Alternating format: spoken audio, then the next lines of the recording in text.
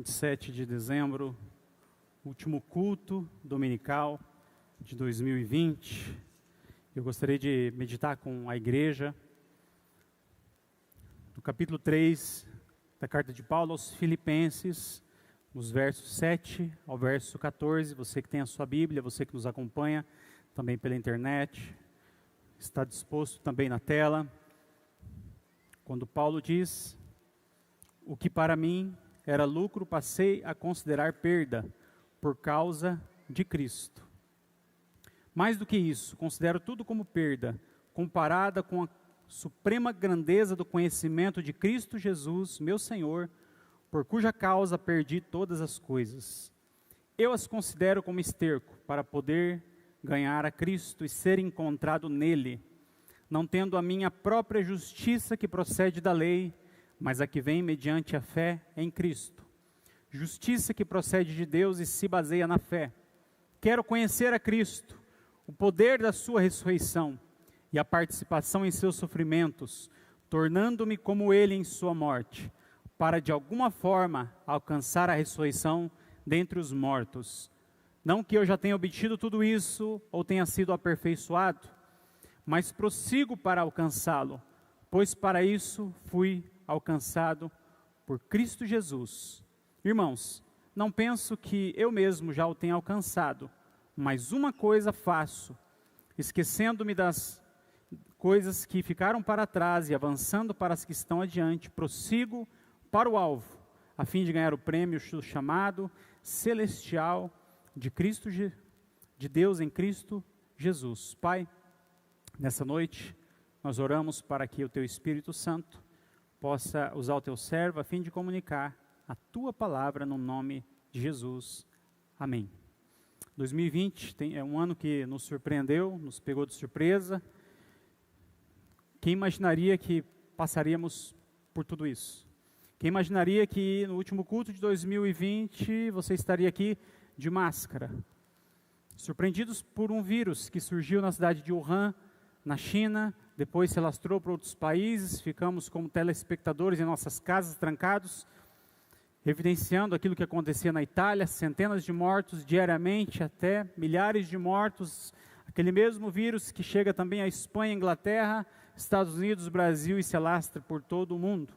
Quem imaginaria que evitaríamos os abraços? Quem imaginaria que nós teríamos também evidenciado os leitos, tanto de enfermaria como de UTI, dos nossos hospitais de Dourados, todos ocupados, lotados, pessoas próximas a nós, que foram infectadas com o vírus, às vezes nós mesmos fomos infectados e pessoas próximas a nós que nós perdemos por conta desse vírus. Não sabemos o que acontecerá no dia de amanhã, mas o que nós sabemos é que o lugar mais seguro para se estar é no centro da vontade de Deus. E o melhor lugar para se estar nesse momento é aqui, neste lugar, ou você que nos acompanha, é realmente aí onde você está ouvindo, acompanhando aquilo que Deus tem para você neste momento. Abra o teu coração para o que Deus quer falar na sua vida. Nesse contexto da carta de Paulo aos Filipenses, Paulo estava preso também em lockdown. Paulo estava passando por dificuldade, tanto no seu presente, um presente difícil, mas ele também nessa carta expõe um passado de renúncia e um futuro incerto. Quando nós lemos os versos que ele diz, referindo-se ao passado, o que para mim era lucro, no verso 7. O presente, ser encontrado nele, e o futuro, eu quero conhecer a Cristo. E neste contexto, se dá no ano 61, quase 30 anos depois da conversão de Paulo, quando ele escreve a carta aos Filipenses. Filipos, uma colônia romana da antiga Macedônia, cheia de soldados aposentados e conhecida por seu nacionalismo patrióticos, e talvez por isso a dificuldade da disseminação do evangelho naquele lugar. Historiadores dizem que essa é a igreja favorita de Paulo, é a epístola, a carta mais pessoal que Paulo escreve a uma igreja que se mostra como generosa. Essa carta é uma nota de agradecimento que Paulo faz para essa igreja, pela provisão financeira que eles haviam dado a Paulo. Por isso, uma igreja generosa. A igreja manda para Paulo a provisão financeira. Paulo está em Roma, numa prisão domiciliar, este suporte financeiro por meio de um homem chamado Epafrodito. Fica uma dica de nome para o teu filho, se você está grávida, Epafrodito. Epafrodito leva a carta a Paulo, arrisca a sua vida, Epafrodito fica doente, quase morre, Paulo fica agoniado, angustiado, depois Epafrodito fica bem, Paulo aproveita a oportunidade, envia Epafrodito de volta a Filipos com essa carta. Ele é aquele que portou a carta aos filipenses. Ele fala um pouco das restrições à prisão, a divulgação do evangelho entre os oficiais. Ele aproveitou essa oportunidade também de pregar o evangelho ali para aqueles guardas romanos, e a sua prisão fez com que os cristãos de Filipos pudessem de forma mais ousada pregar o evangelho. Eles não foram intimidados, mas eles despertaram a pregar o evangelho por conta da prisão de Paulo. Isso era motivo de grande alegria para Paulo. Na sua carta, Paulo também ele combate as tendências legalistas que estavam começando a afastar os crentes da fé em Cristo, os judaizantes, falando a respeito. Paulo fala a respeito da sua própria experiência. Espera um pouco, tudo isso que eles estão dizendo para você, eu vivi. Eu tive essa experiência e eu superava os judeus da minha idade. Eu fui até além deles. Eu sei do que eu estou falando, mas eu me esvazio de todas essas coisas a fim de poder ganhar a Cristo. Paulo fala que se esvazia, fazendo também menção. Na verdade, a ideia de Paulo se esvaziar, ele faz menção do próprio Cristo que se esvaziou na carta aos Filipenses, se assumiu a forma humana sendo Deus, e se esvaziou, e serviu, e sofreu a morte, e morte de cruz. Então, nesse contexto, Paulo fala assim, a respeito do seu passado, o que importa é o presente, e ele também se refere ao futuro, mas o que ele diz ser o mais importante, é o ser encontrado nele. E essa é a proposta de Deus para a sua vida, a vida nele.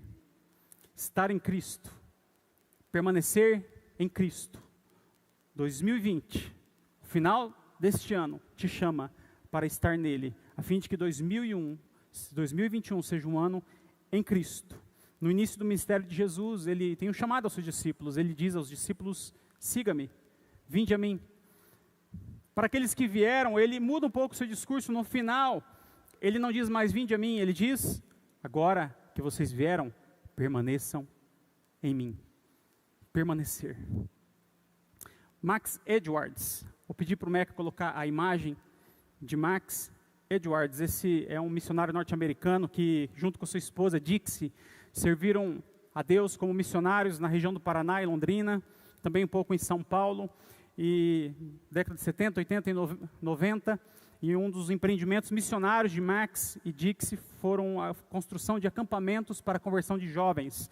E um dos acampamentos, o acampamento Shalom em Londrina, foi o acampamento onde eu me converti em 97. No ano de 2001, quando Max estava no Brasil ouvindo o meu testemunho a respeito da minha conversão, eu mal sabia que ele era responsável por aquele lugar, eu contando meu testemunho, porque ali eu me converti, ali eu fui chamado. Eu lembro de Max chorando. Max faleceu há poucos dias e eu estava assistindo o seu culto fúnebre lá nos Estados Unidos. E a sua neta, ela leu uma carta que Max, em 1971, escreveu aos seus mantenedores na missão aqui no Brasil.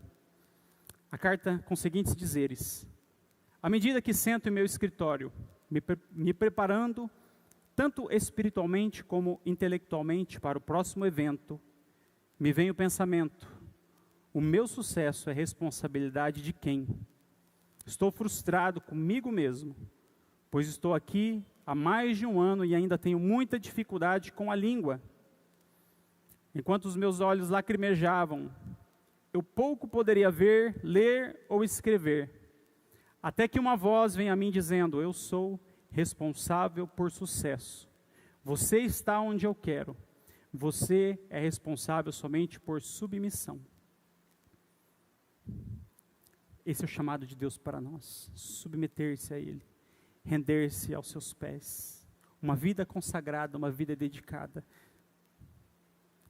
A vida nele é a expressão de maior intimidade com Deus. Em primeiro lugar, uma vida nele considera o passado. Verso 7 diz: o que para mim era lucro, passei a considerar perda por causa de Cristo. Lucro, proveito de ordem material, moral, intelectual, que se tira alguma coisa, um benefício, um crédito, uma vantagem. Paulo tinha isso nas mãos. E ele considerou como perda. Porque todas as conquistas do passado para Paulo nada eram, nada valiam. Era um refúgio.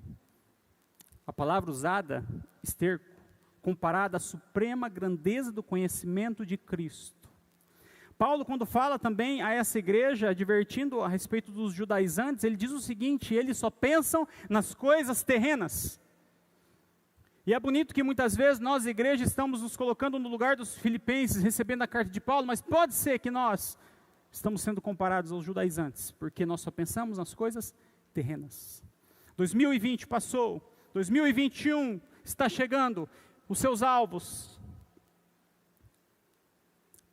Nós temos que ter projetos, sim, mas a vida nele é o que mais importava para Paulo. Ele se refere, lucro seu passado, de boa reputação, a linhagem de Israel, da tribo de Benjamim, hebreu dos hebreus, ele tinha uma boa reputação, de prestígio, ele era um fariseu, ele tinha uma posição também de dedicação, segundo a justiça que há na lei. Eu era irrepreensível, eu era um exemplo, eu superava aqueles da minha idade. Como nós devemos olhar para o passado? Em Nova York, 2008, eles organizaram um evento chamado Dia de Desfazer-se. As pessoas eram encorajadas a levarem as suas lembranças ruins e sofrimentos e lançarem todas elas a um desfragmentador industrial de papel. Então, entre os papéis, haviam papéis escritos, mercado de valores, câncer, extrato bancário, e-mail impresso do namorado que rompera o relacionamento. Como eu devo olhar para o passado? Com desprendimento. Aquela mágoa que você carrega, aquele rancor, aquela pendência, aquela dívida, aquela situação que não foi resolvida. Tanta gente que carrega carta do ex, foto do ex, cartas que fazem mal. Certa vez conversando com uma mulher, ela aparentemente, emocionalmente terrível, fisicamente tomando remédio por conta de uma mágoa que o ex-marido fez e ela não conseguiu libertar disso, gastando dinheiro com médicos, com tanta coisa. E Deus nos chama a nos libertar do passado que nos faz mal. Nós devemos olhar para o passado com gratidão. Gratidão, obrigado Deus pela minha conversão, porque o Senhor me salvou aquele dia. O Senhor mudou a minha história, mudou a minha casa, mudou a minha vida. Obrigado pelas bênçãos, obrigado pelas posses, por aquilo que o Senhor tem me dado, pelas pessoas que o Senhor tem colocado na minha vida.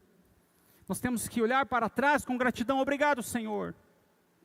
Lábios que murmuram revelam um coração ingrato.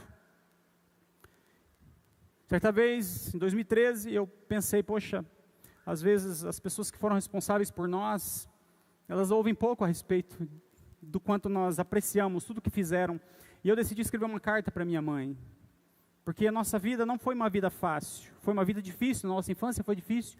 Perdemos o pai cedo, eu tinha 19 anos, minha irmã 16, meu irmão 22, ajudamos a minha mãe, e eu pensei, eu vou escrever uma carta para minha mãe, porque há tanta coisa que eu não expressei, não disse, ela não sabe, e eu escrevi essa carta. Então você talvez tenha essa oportunidade de fazer isso para aquelas pessoas que cuidaram de você, que foram responsáveis por você. E pode acreditar, essa pessoa vai ler uma vez, vai ler duas vezes, vai ler 3 vezes. E sempre que precisar vai ler de novo, porque vai fazer bem. É gratidão, reconhecimento a pessoas que fizeram parte da nossa história. Gratidão, Deus, obrigado porque eu posso respirar. Nessa pandemia temos evidenciado pessoas ricas, que morreram por algo que o dinheiro não podia comprar, falta de ar. Obrigado, Deus, pelo paladar, por sentir o sabor da comida. Obrigado, Senhor, pelo dom da vida. Paulo considera fracasso o que considerava grande realização. Ele não viveu de forma nostálgica a respeito do seu passado. Ah, como era bom, ai que saudade. Nós temos que esquecer o passado. Às vezes o próprio Facebook fica trazendo de volta, né, as memórias de 3 anos atrás. Você volta, puxa vida. As lembranças podem ser danosas. Poderiam, para Paulo, caso tentado, nelas colocar de novo a confiança. Ele não permitiu que os méritos do passado tomassem lugar de Deus. O que pode nos fazer mal? O passado pode nos fazer mal quando nós o valorizamos excessivamente. Nós não vivemos em novidade de vida em prol de um passado de conquista, de sucesso, de coisas boas, ok. Aquele testemunho de conversão que começa a falar do passado. Olha, antes de conhecer Jesus, nossa, eu tocava o terror, hein? Olha aquelas festas, a madrugada toda. Até que eu encontrei Jesus, agora minha vida é na igreja. Parece que o passado era melhor que o presente. Parece que a vida sem Cristo era melhor. Não vive em novidade de vida. O passado faz mal quando não nos permite viver o presente, o hoje, o agora. O que você tem nas mãos hoje, valorize quem está perto de você hoje. O passado nos faz mal quando acreditamos que vitórias do passado garantirão o sucesso de amanhã. Isso é mentira. Eu me lembro de 2007, numa rodinha de amigos, de pessoas, e aí de repente veio o assunto para falar das suas conquistas, dos seus créditos, né? E o pessoal começou a falar, e eu quietinho no meu cantinho, e preferia ter ficado quietinho, mas estava nessa rodinha de 5 pessoas, e um começou a falar, porque eu passei no concurso do banco, né, em primeiro lugar. Aí aquele monstro do eu, né, começou, né, porque aí cada um queria falar, não, porque minha vez, eu mal podia esperar o outro falar para falar da sua conquista, e eu quietinho no meu cantinho. E aí o outro falou, não, porque eu passei na escola tecnológica também, em segundo lugar, bem disputado, e o outro, porque eu no meu MBA, as minhas notas foram, e de repente veio a pergunta que eu não queria ouvir. Todos voltaram para mim e perguntaram, e você, Gustavo? A minha resposta foi, eu ganhei 3 estrelinhas do Jardim da Infância por desenhar o melhor coelhinho. Pelo menos quebrou aquele clima de vanglória e de orgulho naquele lugar. Mas as pessoas muitas vezes se prendem nas conquistas do passado, esquecem de viver o futuro. Não se prenda àquilo que já passou. A vida nele, ela valoriza o presente.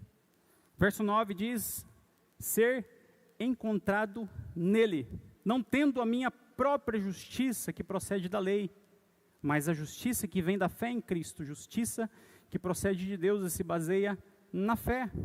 Paulo vive o presente, pois entende que nada nesse mundo é tão importante quanto ser encontrado em Cristo.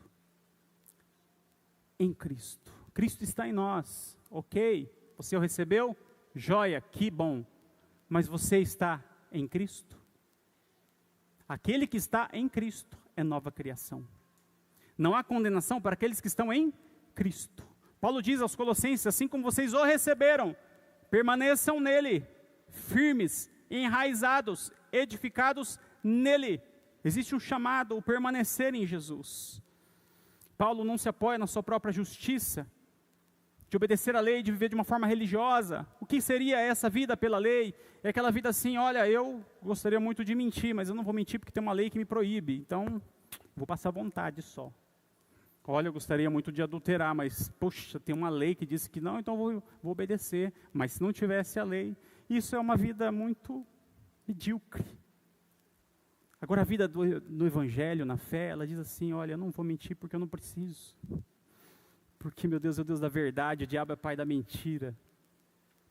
Eu não vou adulterar porque Deus me lavou, me regenerou, me redimiu, me separou, me salvou, eu sou nova criatura. Isso é uma vida pelo Evangelho. A vida de forma religiosa diz assim, fiz besteira, meu pai vai me matar. A vida no Evangelho diz, fiz besteira, preciso urgente ligar para o meu pai. Porque em Deus há graça, há perdão, há misericórdia, há transformação. Ele nos conduz pela sua bondade ao arrependimento. Paulo escolheu viver a fé de hoje, que a religiosidade do ontem. Uma vida nele hoje valoriza a sua agenda diária. John Maxwell diz que o segredo do sucesso é determinado pela sua agenda diária. O que você faz todo dia determina o seu sucesso ou o seu fracasso. Cada momento você precisa curtir. Às vezes as pessoas falam de planejar a aposentadoria só de forma financeira. Mas você já planejou, você que vai se aposentar, está planejando, o que você vai fazer? Você sabia que nos países onde as pessoas aposentam mais cedo, as pessoas morrem mais cedo também? Puxa, aqueles que estavam felizes com a aposentadoria já deu um passo para trás, não? Pensando melhor. Mas planeje o que você vai fazer aposentado. Ou vai ficar naquela cadeira de fios? Nem jornal vem mais, né? O que você vai fazer de útil?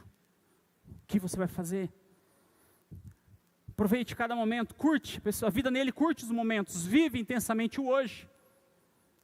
Presente no lugar, não deixe as redes sociais atrapalhar os seus relacionamentos. Tira férias, curte as férias. Um pastor foi tirar férias e um irmãozinho tão espiritual falou: pastor, o senhor vai tirar férias, mas o diabo não tira férias. O pastor disse: mas quem disse que o diabo é meu exemplo de vida? Essa resposta eu gostei demais. Uma pessoa que vive o presente, ele valoriza as pessoas. Robert Chiniachik, ele trabalhava como médico no setor terminal, e onde as pessoas estavam ali iriam morrer, sabiam que iriam morrer, e ele percebia que havia algo em comum em todas essas pessoas, um olhar de arrependimento. E ele, conversando com essas pessoas, ele entendeu que essas pessoas estavam arrependidas não de não ter adquirido mais, de não ter viajado mais, trabalhado mais posses, mais bens, mas por não ter dito eu te amo mais, estado com as pessoas que foram preciosas para elas mais. Nós temos presenciado e participado de alguns velórios e tem sido triste. Um que me marcou foi quando eu vi uma filha dizendo: pai que trabalhou numa outra cidade, a gente não queria tantos carros, pai, a gente não queria tudo que o senhor conquistou, a gente queria o senhor com a gente queria o senhor aqui, não precisava de tudo isso, mas nós vivemos distante do senhor, porque o senhor queria conquistar o mundo. As pessoas que estão perto de nós hoje, a pessoa que valoriza o hoje, que vive o hoje, vive nele hoje, transforma o ambiente, influencia pessoas. Nós não somos produto do ambiente, mas somos produtos da nossa fé. Você não se amolda como um camaleão, mas você é firme. Certa vez disseram a alguém: você é quadrado. E ele disse: é melhor ser quadrado que redondo, como vocês que são roliços, que vão por todo vento de doutrina. Eu sou firme naquilo que eu acredito. Uma vida nele hoje, vive para servir. Certa vez, numa grande igreja, um pastor convidou Glênio Paranaguá, eu ouvi isso dele mesmo, e para pregar nessa grande igreja, e quando ele foi apresentado, o pastor que o apresentou, mal conhecia, mas disse: agora com vocês o grande servo de Deus, Glênio Paranaguá. Ele subiu, aqueles aplausos, ele pegou o microfone, colocou a mão no bolso. Se é grande, não é servo. Se é servo, não é grande. Esse foi o início da mensagem. Não sei se ele voltou a pregar lá, mas na verdade nós somos chamados para servir. O nosso rei desceu, se tornou humano, serviu, lavou os pés inclusive de quem o trairia. Muitos homens querem ser reis, só um rei quis ser homem, Jesus Cristo. Para Paulo, o presente era tempo de permanecer firme, enraizado. Pessoas numa rodinha, um grupo de pastores, conversando a respeito de quem orava mais, um falando: eu oro 4 horas por dia, outro oro 2 horas por hora, 3 horas por dia, porque eu preciso orar, e é importante. Mas teve um pastor que, com um ministério muito bem sucedido, e disse: eu oro somente 1 hora por dia. Como? Só 1 hora? Mas eu não fico 1 hora sem orar. Na verdade, não existe momento que eu me conecto com Deus, eu me desconecto agora para fazer minhas coisas. Não, nós temos que viver uma vida conectada em Deus. É assim que nós permanecemos nele todos os dias. Uma vida nele aproveita as oportunidades. Paulo, ele aproveitou. Epafrodito vem, mas você vai, porque eu, apesar da prisão, não é pretexto para a ociosidade. Espera aí, vou escrever, eu estou preocupado com a edificação da igreja, com a segurança da igreja, com o bem-estar da igreja. Leva essa carta de volta. Então Paulo, ele entende que o presente tempo é tempo de manifestar alegria, apesar das circunstâncias. Ele escreve aos próprios filipenses: finalmente, meus irmãos, alegrem-se no Senhor. Alegrem-se no Senhor. Um preso falando para o pessoal: alegra, gente. É como alguém talvez num leito hoje, na enfermaria, dizendo: pessoal, fica feliz, vamos ânimo pessoal. E nós estamos tão desmotivados com coisas tão pequenas, sendo que Deus tem dado tantas coisas para todos nós. Tem gente que esqueceu de ser feliz hoje. Ah, se eu quiser, se eu pudesse, se eu fosse, se eu tivesse. Eu já ouvi a expressão, alguém disse: eu era feliz e não sabia. João diz a respeito de como permanecer nele. Na sua carta, o apóstolo que teve intimidade com Jesus, ele fala o seguinte: escrevendo na sua carta: cuidem para que aquilo que vocês ouviram permaneça em vocês. Porque se aquilo que ouviram, a palavra, permanecer em vocês, vocês permanecerão no Pai e no Filho. A palavra precisa permanecer em nós, todos os dias. A fome e a sede pela palavra. Eu, em 2010, tive a oportunidade de estar em Chicago, no Museu do Billy Graham, fascinado pela sua história, pelas cruzadas, e ali eu estive naquele púlpito, inclusive, que ele pregou, e vendo da sua biografia, eu olhei uma foto, os livros, a vida do Billy Graham, uma vida de devoção. Ele tirava 6 horas por dia para meditar e buscar Deus, aprender, crescer nele.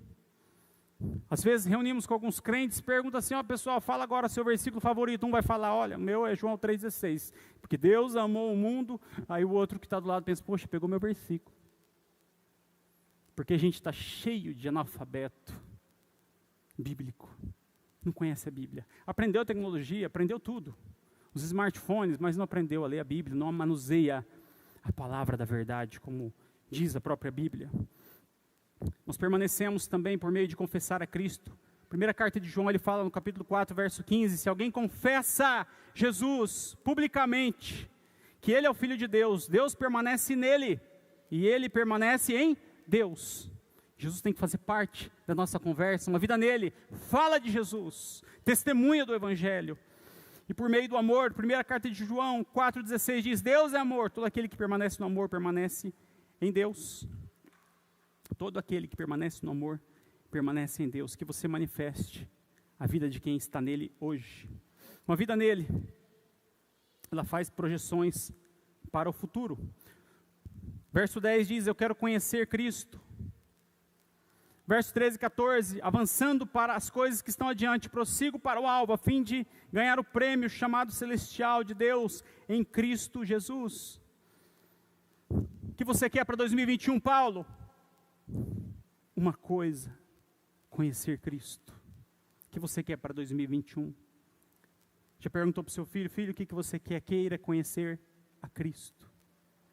Preenchemos os alvos, como está a vida espiritual, o que você quer? Eu quero conhecer a Cristo. Paulo, 30 anos após a sua conversão, toda a sua história, todas as suas missões, tudo que ele ensinou, tudo que ele cresceu, aprendeu, após a sua conversão, ficou 3 anos na Arábia, aprofundando o seu conhecimento por Deus, e aí pergunta, após 30 anos, o que você quer, Paulo?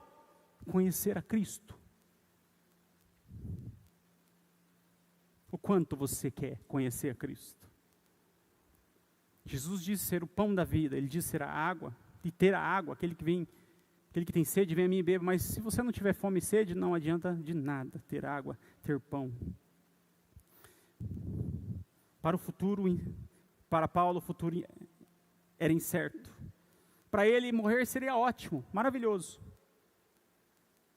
Mas ser liberto seria melhor para os crentes. Ele preferia morrer, ele afirma: eu prefiro estar na glória, mas por vocês eu vou ficar. Sacrifício maior a ficar, para continuar pregando essa mensagem, essa palavra. O futuro estava nas mãos de Deus para Paulo. O seu futuro, ele tinha a incerteza de ser liberto ou ser morto, mas ele afirma: o que acontecer é para a glória de Deus. 2021, o que acontecer, Senhor, está nas suas mãos, é para a glória do Senhor. Para ele o futuro é conhecer Cristo, ser encontrado nele, na sua vinda. Maranata, vem, Senhor Jesus. Quando o Senhor vier, eu quero ser encontrado em Ti, andando contigo, permanecendo em Ti. Para ele, o futuro de sucesso consistia em conhecer a Cristo e o poder da sua ressurreição, por meio do qual nós podemos viver a vida cristã autêntica, vencer as tentações desta vida. Apesar das incertezas do hoje, devemos olhar para frente. Há pessoas que dizem: pastor, no ano novo agora eu não como ave, galinha, frango. Por quê? Porque cisca para trás, é regressão. Eu só como porco porque fuça para frente. Que legal, hein?